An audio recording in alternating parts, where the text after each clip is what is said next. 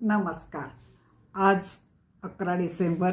आत्ताच 5-10 मिनिटापूर्वी फेसबुकवर वेद कुमार ह्या नावाने लिहिणाऱ्या एका देशप्रेमीचा संदेश वाचला.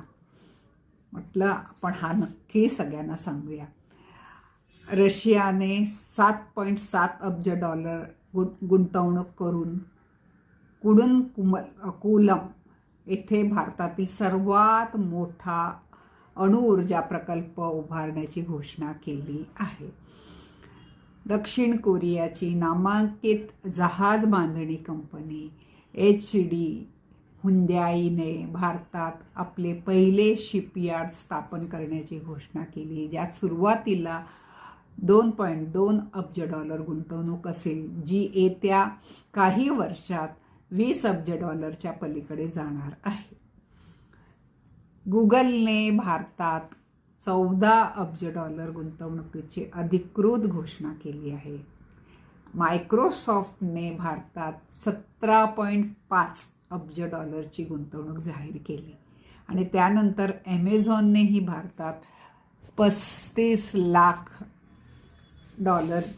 गुंतवणुकीची घोषणा केली आहे.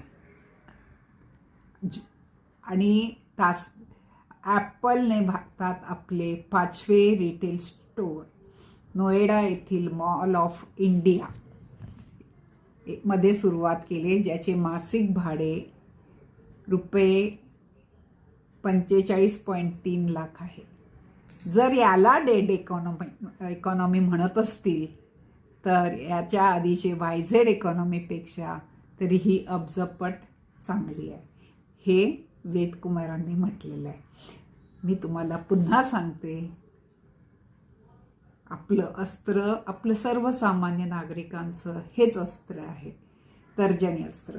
एका बोटाला शाही निवडणूक केलेली आणि एका बोटाने